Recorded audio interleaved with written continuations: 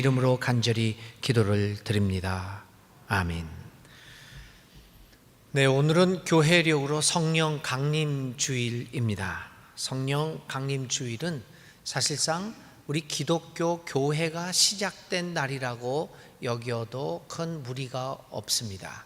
그러니까 성령이 임함으로써 사람들이 교회로 모이고 기독교회가 시작되었다. 그래서 성령 강림 주일을 우리 기독교회의 생일이라고 말해도 큰 잘못은 없을 것입니다. 개교회들은 각각 자신들의 창립주일을 매우 중요시 여기기도 합니다. 그래서 창립주일에 맞춰서 여러 가지 행사를 하고 임직식도 하기도 합니다.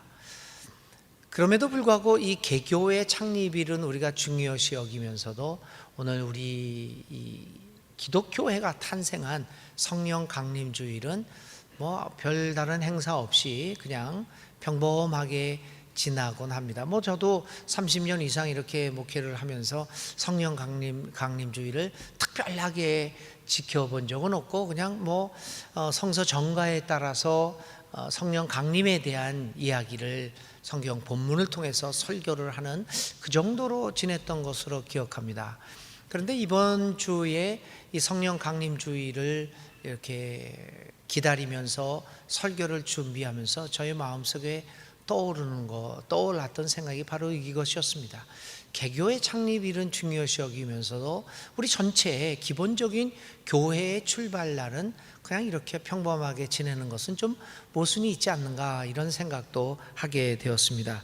그러면서 이런 생각도 해봤죠. 여러 가지 중요한 교회 행사들, 임직식이라든지 기타 이런 일들을 성령 강림 주일에 하는 것도 참 의미가 있다. 성령 강림과 함께 임직을 받는 그런 모습들도 굉장히 의미가 있지 않나, 이런 생각을 해 보았습니다. 하여간 이 성령 강림 주일은 우리에게 매우 중요한 날이기도 합니다. 그래서 오늘 이 성령 강림의 귀한 의미를, 특별히 코로나19 위기 속에서 위축되어 있는 신앙생활과 우리 위축되어 있는 우리의 삶 속에서 성령 강림이 갖는 의미가 무엇인가를 오늘 성서 정과에 의한 본문에 따라서 생각해 보려고 합니다. 오늘 우리에게 주어진 성서 정과는 굉장히 많습니다.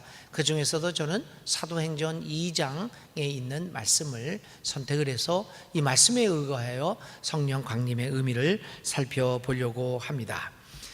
오늘 읽은 본문은 크게 2장 14절부터 36절까지에 이르는 성령이 강림한 이후에 베드로가 여러 회중들에게 행한 설교에 포함되어 있는 글입니다. 그런데 베드로는 요엘서에서 예언되어 있던 그 구절을 그대로 인용하면서 그의 설교에 사용하고 있습니다. 오늘 이 본문이 우리에게 말씀하시는 소리를 들을 수 있기를 바랍니다.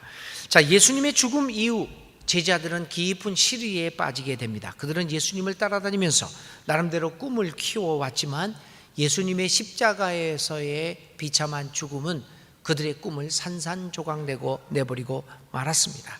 그래서 그들은 더 이상 예수의 제자로 살아가는 것의 의미가 무엇인지에 대하여 혼돈하기도 했습니다. 그 후에 예수님이 다시 살아나셨다는 소식을 듣고 또 부활하신 예수님을 만나기도 했습니다. 그렇지만 그러한 모든 것들이 그들의 삶의 변화를 일으키지는 못했습니다. 그래서 그런 부활한 예수를 만난 후에도 각자의 삶으로, 각자의 직업으로 돌아가서 평상적인 삶을 살고자 했던 것입니다. 근데 우리는 그런 일들을 보면서 좀 의아한 생각을 갖게 됩니다. 예수님의 제자들, 그들은 3년 동안 예수님과 동고동락을 했던 사람이 아닙니까? 눈으로 직접 예수님을 보고 그의 손을 만지고 그의 몸을 접촉했던 사람이 아닙니까? 그로부터 많은 가르침을 받았던 사람이 아닙니까? 그리고 예수님이 행하셨던 무수한 이적 사건과 그리고 예수님의 살아가는 삶의 모습을 직접 목격하고 체험했던 사람들이 아닙니까? 예수님에 대하여 알 만큼은 아는 사람들 아니었습니까? 그런데도 그러한 모든 것들이 그들로 하여금 예수님의 제자로서의 헌신적인 삶을 살아가게 하지는 못하고 있다는 사실을 우리는 보게 됩니다.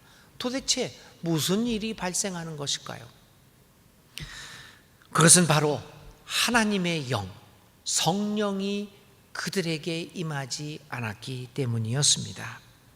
그들은 그 후 성령의 임하심을 받고 성령이 그들에게 강림하자 그 성령의 힘을 얻어 비로소 그들이 들었던 예수님의 가르침의 의미가 무엇인가를 깨닫게 되었습니다. 알고는 있었지만 깨닫지 못했던 그들을 깨우치게 만든 것은 하나님의 영이었습니다. 그들은 예수님의 죽음의 의미와 부활의 의미를 무수히 들어왔지만 그러나 그 의미를 깨닫지 못했습니다. 하나님의 영이 그들 위에 임하자 그들은 예수님의 죽음과 부활의 의미를 깨닫게 되고 비로소 용기 있게 예수님의 제자로서 살아갈 수 있게 되었습니다. 교우 여러분, 우리가 진정 예수님의 제자로 살아가기를 바랍니까? 하나님의 사람으로서 살아가기 위해서 우리에게 필요한 것은 많은 성경의 지식들이 아닙니다. 오랜 신앙의 경력이 아닙니다. 예수님에 대해서 교회 생활에 익숙하고 기도할 줄 알고 그리고 많은 교회 전통들을 꿰뚫어 알고 있다고 하더라도 그러한 지식들이 우리들로 하여금 예수님의 제자, 하나님의 사람으로 살아가게 해주지는 못합니다. 하나님의 영의 임하심으로 그러한 삶은 가능한 것입니다. 하나님의 영이 임하지 않고서는 우리가 그렇게 잘 알고 있고 그렇게 많이 들어왔던 예수님의 삶에 대하여 이해할 수도 없고 또 하나님의 나라의 사람으로서 살아갈 수 있는 능력도 가질 수 없습니다. 하나님 나라의 가치관을 이해하고 그 가치관을 나의 인생의 가치관으로 삼을 수 있는 것은 오직 하나님의 영이 임하심으로부터 가능한 것입니다. 그러므로 오늘 우리 교회 내에서도 수십 년 예수를 믿는다고 예수를 잘 안다고 하더라도 예수님과는 상관이 없는 삶을 실질적으로 살아가는 사람들이 많은 이유는 바로 그것입니다. 알고는 있지만 깨닫지 못하고 그것대로 살아갈 수 있는 힘이 없기 때문입니다. 그것은 하나님의 영으로서만 가능합니다. 그래서 성경은 하나님의 영이 아니고서는 누구든지 예수를 주라고 할 수 없으며 예수님의 제자로 살아갈 수 없음을 분명하게 이야기합니다. 그런데 여러분, 오늘 우리의 삶은 어떠합니까? 우리는 하나님의 영을 간직하고 살아갑니까? 우리의 내면의 삶에서 영의 충만함으로 그 영의 역동함으로 우리의 삶이 사라지고 있는 것입니까? 우리의 삶 자체가 하나님의 영이 거주하는 거룩한 성전으로 점차 되어가고 있는가? 오늘 성령 강림 주일에 우리는 그 물음을 내 자신에게 던져야 합니다.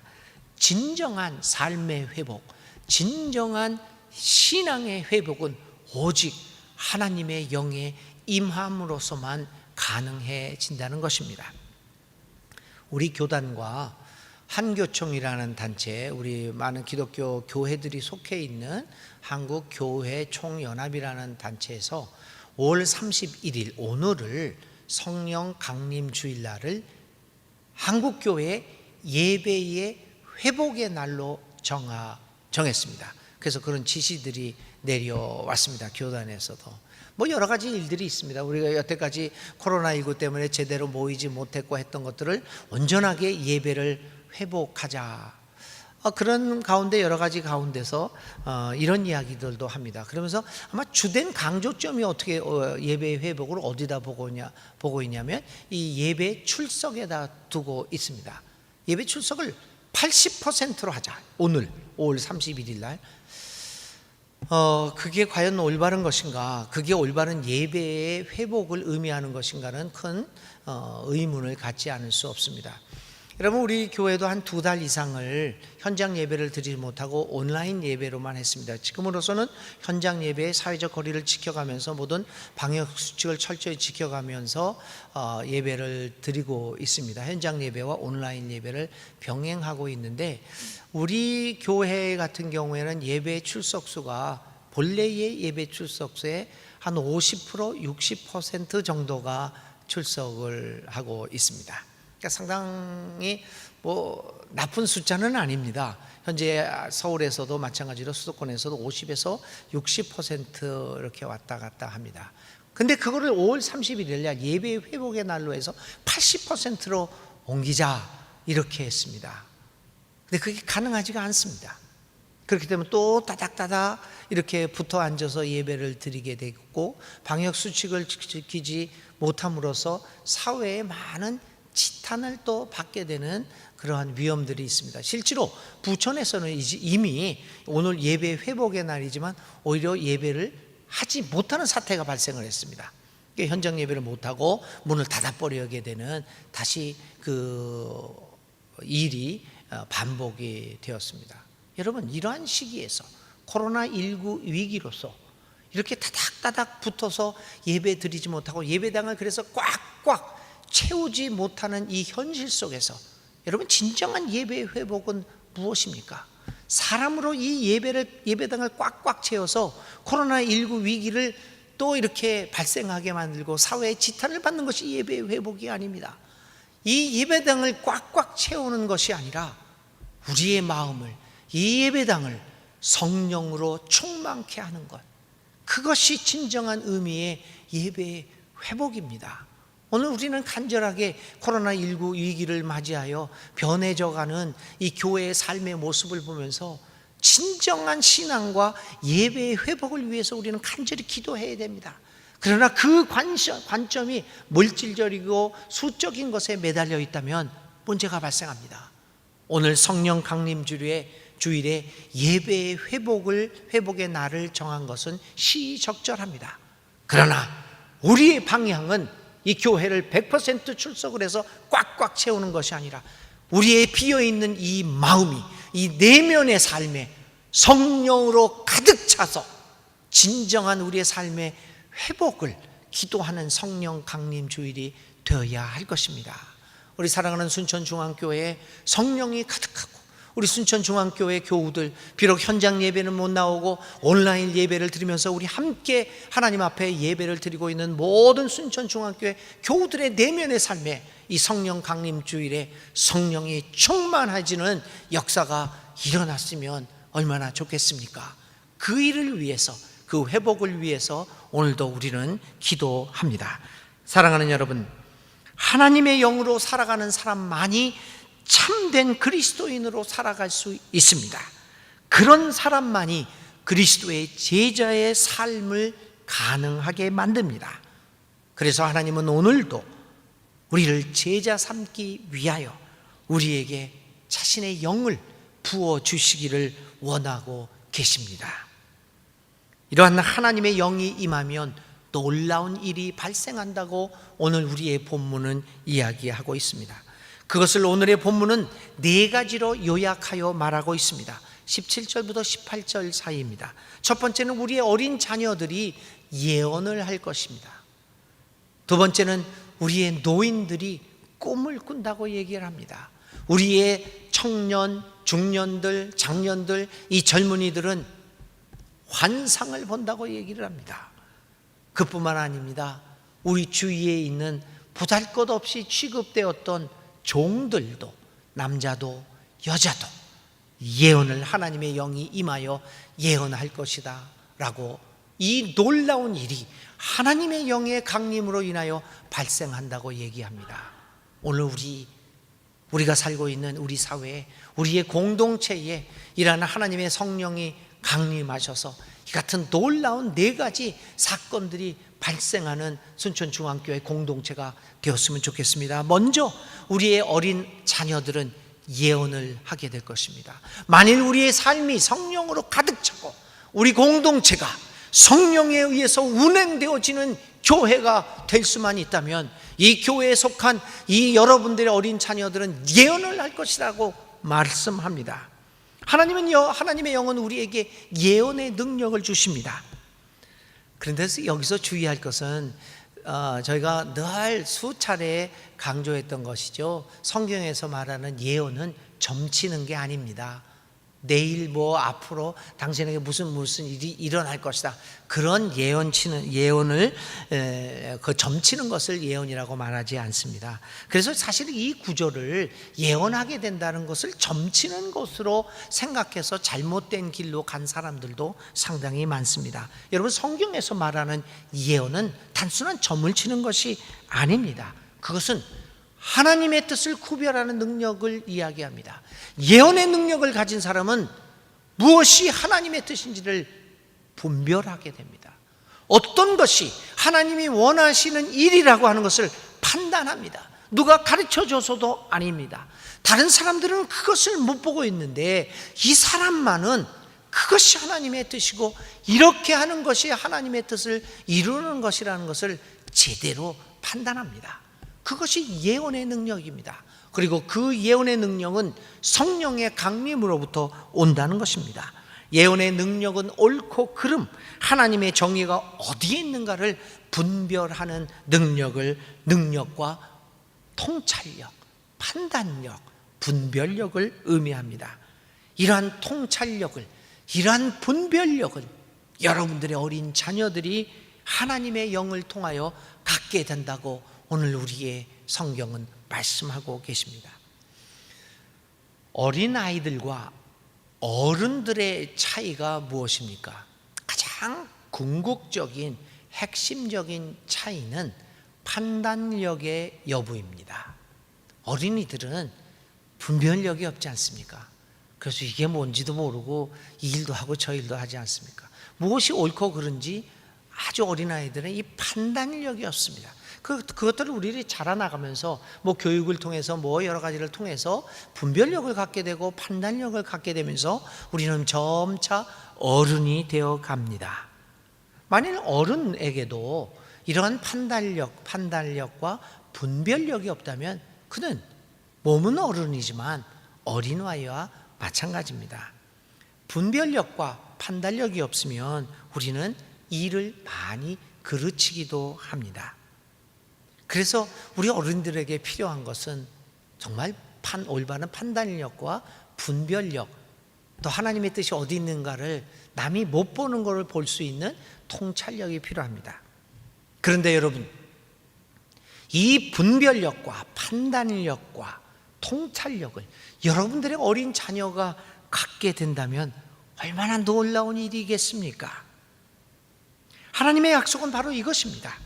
우리 어린 자녀들이 이 험한 세상에서 살아가게 될 때 믿음으로써 하나님의 영에 충만함으로써 통찰력과 판단력을 갖게 된다는 것입니다. 우리가 다 자녀들을 많이들 키워봅니다. 자녀들을 올바르게 키우고 싶어도 이 내 마음대로 되는 것이 아닙니다. 그래서 어린 자녀의 교육을 하나님의 영에게 맡기는 신앙의 결단들이 있어야 됩니다. 그런데도 우리들은 이 신앙 교육은 제쳐두고 세상에서 주는 경쟁력 향상, 그런 것에만 우리는 많이 신경을 쓰고 있습니다. 그런 것보다 더 중요한 것은 하나님의 영이 임함으로써 우리의 자녀가 스스로 옳고 그름을 분별하며 진실된 자녀로 살아갈 수 있다는 것, 그것이 사실은 우리 자녀들의 긴 인생을 볼 때 더욱더 중요한 것입니다. 그런 의미에서 신앙교육은 참으로 중요합니다. 이 신앙교육이 어린 자녀들에 대한 중등부 학생들도 마찬가지입니다. 신앙교육이 어떤 사실을 암기하거나 성경 지식을 암기하는 것으로 끝나서는 이 신앙교육에 큰 문제가 있습니다. 옛날에는 여러분, 머리 좋은 사람이 누구였습니까? 암기 잘하는 사람이 머리 좋았습니다. 그래서 암기를 처음부터 끝까지 쫙 하고 있어요. 이야, 머리 좋다. 이 암기력에다가 머리 좋은 거를 연결했습니다. 근데 지금은 그렇지 않습니다. 세상은 완전히 바뀌었죠. 암기력은 지능의 극히 일부분입니다. 그리고 암기력은 이제 점점점 퇴화되어 갑니다. 그것을 대신한 기계들이 있기 때문에요. 지금 요즘 같은 경우에는 인공지능 시대에 있어서 이 머리에 뇌의 신경에 칩이나 아니면 다른 칩을 넣어서 모든 지식을 여기에 암기하게 만드는 기술로 현재 개발이 되었다고 합니다. 실용 단계는 아니지만요. 우리 어린 자녀들 아마 뭐 3, 40년 후에는 다 뭐 이렇게 이 모든 학교에서 배우는 공부 그런 것들을 다 여기다 달고 나올 겁니다. 아마 성경도 여기에 다 들어가게 될지도 모릅니다. 그러니까 이 말은 뭐냐면 암기력은 이제 점점 필요가 없게 된다는 얘기죠. 지금도 그렇습니다. 뭐 얘기하면은 그냥 뭐 구글에다가 물어보면 째깍째깍 나오는 것이죠. 뭐 암기하고 다닐 필요도 없죠. 저도 전화번호 전혀 못 외우고 다닙니다. 그냥 단추만 누르면 되니까. 문제는 신앙교육도 마찬가지입니다. 어떤 지식, 신앙 지식, 구절을 암기하는 것으로 끝나서는 문제가 있습니다. 그런 것보다는 하나님의 뜻 가운데서 하나님의 뜻을 분별할 수 있는 이 통찰력을 기르어주는 것, 이것이 신앙교육입니다. 인생에서 가장 중요한 것은 분별력과 통찰력, 즉 예언의 능력을 갖는 것입니다. 그것이 신앙교육의 주 목표가 되어야 하는 것입니다. 아무리 지식이 많고 능력이 있어도 분별력과 통찰력이 없으면 그것을 우리는 파괴적인 것에 사용하게 되지 않습니까? 최근 N번방 사건, 여러분이 다 알고 계시잖아요. 이 N번방 사건을 참혹한 사건, 극악무도한 범죄입니다. 이런 범죄를 기획하고 실행한 범인들이 의외로 정말 어린 사람들이었습니다. 매우 젊은 사람이었습니다. 심지어는 10대도 있었습니다. 18살짜리 애들도 있었습니다. 그것뿐만 아닙니다. N번방 사건은 아니지만 그 유사한 이 성폭력 사건에서 이런 인터넷에서 범죄를 저지른 사람들 중에 초등학교 5학년 어린아이도 끼어 있었습니다. 집단 폭행을 하고 성매매를 강요하는 등 상상할 수 없는 극악무도한 죄를 저지르는 이 범죄자들의 연령층이 점점 낮아지고 있습니다. 그래서 사회 일각에서는 촉법 소년 소녀 이 나이 연령 제한을 내려서 범죄 처벌의 나이를 강화시켜야 된다라는 의견도 아주 강력하게 대두되고 있습니다. 그런데 전문가들은 이러한 처벌의 강화가 결코 범죄의 예방을 효과적으로 할 수 없다라는 데 입을 모읍니다. 여러분, 이 처벌의 강화가 어린 자녀들에게 범죄 예방에 효과가 있다는 것, 그렇지 않습니다. 우리가 오직 우리의 문제는, 어린 자녀들의 문제는 우리가 하나님의 영을 중심으로 하는, 하나님의 영이 줄 수 있는 분별력과 판단력을 가르치지 않고, 저도 그렇고 여러분들도 그렇고 많은 부모들이 자녀들을 교육하는 데 있어서 오직 물질적인 성공, 효율성, 경쟁력만을 중심으로 그것만을 가지고 교육을 펼쳐온 결과가 아니겠습니까? 통찰력이나 분별력, 판단력은 우리에게 그렇게 큰 의미를 주지 못했습니다. 사랑하는 여러분, 그런데 이렇게 중요한 분별력과 판단력, 통찰력을 어린 시절부터 갖게 된다면 그의 인생에 있어서 얼마나 중요한 도구를 손에 쥐게 되는 것입니까? 그런데도 불구하고 우리는 그것을 너무나도 소홀히 여기고 있다는 사실입니다. 사랑하는 여러분, 우리 교회가 성령이 가득한 성령 공동체가 된다면 우리들의 어린 자녀가, 이 교회에서 자라는 어린 자녀들이 하나님의 능력으로 예언을 하게 되는 역사가 우리 교회에 임할 수 있기를 간절히 기도드립니다. 하나님의 영의 임재하심은 노인들로 하여금 꿈을 꾸게 합니다. 사실 우리 어르신들, 이게 나이가 먹어가면서 노인들이 꿈을 갖는 건 참 어려운 일입니다.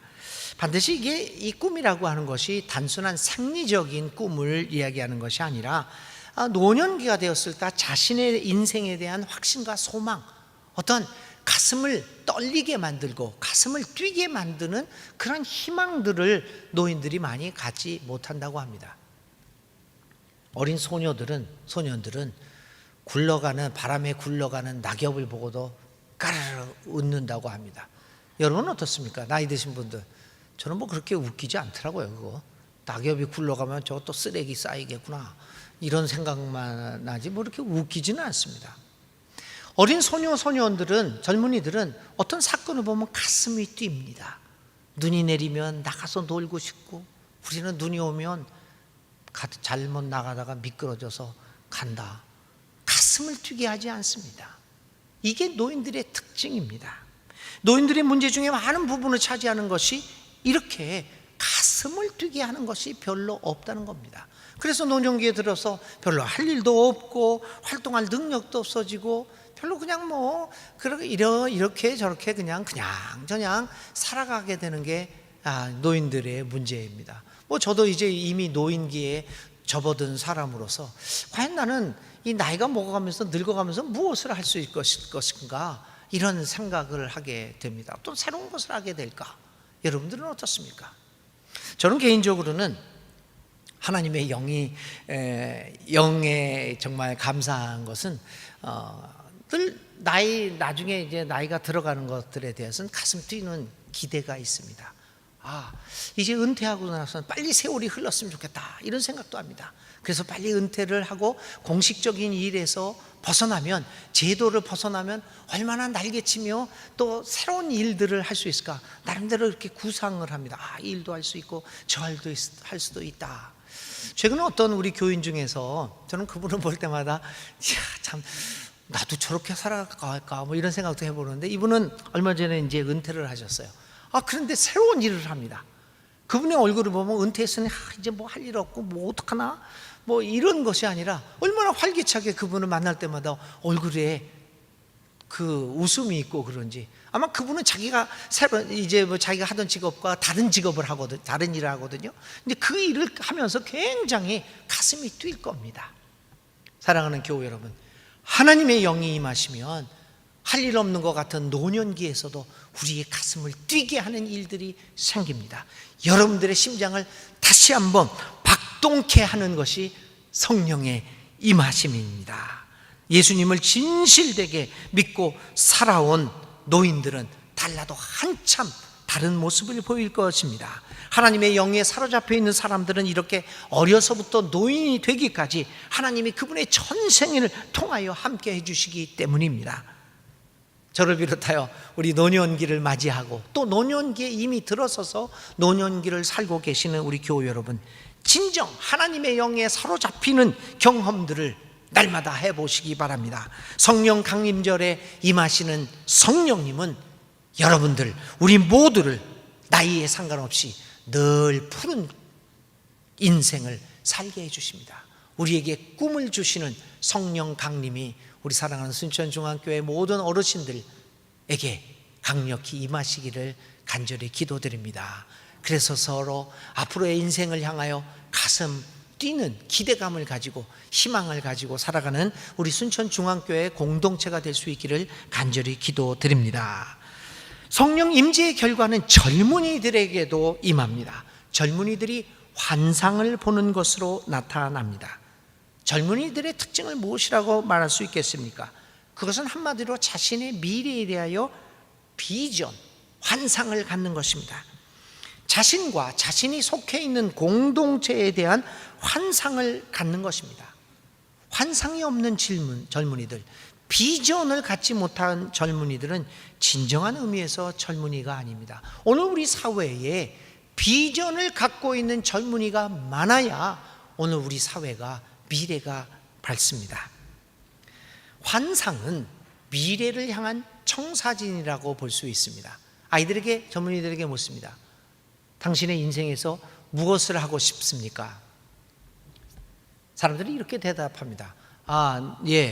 저는 교사가 되고 싶습니다. 나는 의사가 되고 싶습니다. 나는 간호사가 되고 싶습니다. 나는 뭐 변호사가 되고 싶습니다. 뭐 이런 여러 가지 이야기들을 합니다. 그런 자신의 인생의 계획을 얘기합니다. 그런데 여러분, 내가 교사가 되겠다, 공무원이 되겠다, 뭐 이런 것들은 여러분 사실 이거 비전은 아닙니다. 여러분, 이것은 직업입니다. 직업과 비전은 다릅니다. 내가 교사가 되겠다, 그건 내가 직업을 갖는 것이고요, 이 교사라고 하는 직업을 통해서 내가 꿈꾸는 환상은 비전은 다른 것입니다. 그렇다, 나는 교사가 되어서 정말 정성으로 아이들을 올바르게 교육을 시켜서 이 어린 아이들을 잘 교육을 시켜서 전 인류의 평화를 위하여 전 인류에게 공헌하는 제자들을 많이 길러내므로써 이 사회를 보다 나은 사회로 만들겠다. 이게 직업과 비전입니다. 직업을 원하는 젊은이들은 많습니다. 그러나 환상을 가진 젊은이들이 우리에게 얼마나 있느냐, 이게 문제죠. 하나님의 성령이 임하게 되면 우리 젊은이들은 환상을 갖습니다. 비전을 갖습니다. 오늘 우리 사회에, 우리 교회 내에 정말 이러한 비전을 가진 청년들이 얼마나 있는가, 이게 오늘 우리의 삶의 관건입니다. 하나님의 영은 우리 젊은이들에게 직업을 넘어서서 비전을 갖게 만듭니다. 사랑하는 교우 여러분, 이러한 비전을 갖고 있는 젊은이들을 통하여 하나님 나라를 일으키고 불의한 세계를 하나님의 나라로 만들고자 하나님은 우리에게 영을 주십니다. 오늘 주님은 말씀하십니다. 사랑하는 젊은이들이여, 하나님의 영에 사로잡힌 사람만이 진정한 환상을 볼 수 있다고 말합니다. 자신의 삶에서 환상을 갖고 있는 젊은이들은 참으로 아름답습니다. 이러한 젊은이들이 우리 사회와 우리 믿음의 공동체에서 많이 발생할 수 있도록 우리 성령 강림절에 우리 교우 여러분, 하나님 앞에 간절히 기도합시다. 성령님 어서 오시옵소서. 우리를 가득 채워줘서 우리의 젊은이들이 환상을 보게 하여 주시옵소서. 오늘 우리들의 기도의 제목이 되어야 할 것입니다. 마지막으로 성령은 남녀 종에게 임합니다. 18절에 그날에 나는 내 영을 내 남종들과 내 여종들에게도 부어주겠다. 여기서 두 가지 사실을 우리가 발견하게 되는데, 여자라는 말과 종이라는 말입니다. 이 두 말은 거의 비슷한 말입니다. 여자도 그렇고 종들도 그렇고 당시의 사회에서 사람 취급을 받지 못하던 존재들입니다. 늘 주변부에 있던 사람들입니다. 오늘 우리는 하나님의 영이 우리들에게만 내린다고 생각을 합니다. 그런데 하나님은 그렇게 얘기를 하지 않습니다. 나는 너희들이 비천하다고 생각하고 있는 저 주변부의 사람, 여자와 종들에게도 내 영을 부어 주겠다. 그리고 그들이 환상을 볼 것이다 이야기를 합니다. 그들은 쓸모가 없어지면 언제든지 버려지는 존재들이었습니다. 그런데 이러한 존재에게 하나님의 영이 임합니다. 그리고 그들은 하나님의 영을 받은 존엄한 존재로 변화하게 됩니다. 이러한 사실은 우리들로 하여금 지금까지 우리가 소홀히 생각했던 주변부의 사람들에게 관심을 갖게 만듭니다. 우리가 하찮게 여기던 존재들이 하나님의 눈에는 얼마나 소중한 존재였던가를 하나님의 영의 임함으로써 우리가 보게 됩니다. 나에게 하나님의 영이 임하는 것뿐만 아니라 남녀 종들에게 비천하게 생각했던 그 하찮은 우리가 소홀히 생각했던 그분들에게도 하나님의 영이 존재한다는 것입니다. 따라서 하나님의 영이 존재하는 임하는 그 존재들을 우리가 함부로 그리고 또 험하게 대할 수는 안 된다는 사실을 깨닫게 됩니다. 하나님의 영, 성령 강림은 우리 사이에 존재하는 어떤 생명을 향한 그 어떤 차별과 혐오도 하나님의 뜻과는 상관없음을 가르쳐 줍니다. 우리 모두는 하나님의 영이 임하는 소중한 존재들이기 때문입니다. 그러므로 성령 강림절에 임하시는 하나님의 영으로 인하여 우리 안에 존재하는 모든 형태의 차별과 혐오가 사라지고 우리 모두가 하나님의 영으로 서로 존엄한 한 형제 자매임을 깨닫고 그렇게 살아갈 수 있으면 좋겠습니다. 그것이 성령 코로나19 이후 19 위기 상황에 있는 우리의 이 시대에 성령 강림절에 오시는 성령 강림의 의미가 아니겠습니까? 교우 여러분, 성령님이 2000년 전에 오셨듯이 지금도 우리의 삶에 오십니다. 성령이 임하면 우리 삶은 호련히 변하게 될 것입니다. 하나님의 영으로 아니고서는 하나님의 사람으로이라고 말할 수 없습니다. 그 영은 우리 자녀들로 하여금 예언을 하게 하고, 우리 노인들로 하여금 꿈을 꾸게 하고, 우리 청년들로 하여금 환상을 보게 하고, 우리가 소홀히 했던 여러 그 존재들로 하여금 하나님의 영을 받아 환상을 보게 되는 놀라운 변화가 일어나게 될 것입니다. 사랑하는 교우 여러분, 오늘 성령 강림 주일에 성령의 오심을 간절히 기도하면서 이 같은 놀라운 일들이 우리와 우리 공동체, 우리 대한민국 사회에, 우리 인류 사회에 임할 수 있기를 간절히 기도드립니다. 새로운 세계, 보다 나은 세계를 향한 꿈과 환상은 오직 성령 강림으로 가능해질 것입니다. 성령이 오소서 우리를 충만케 하옵소서.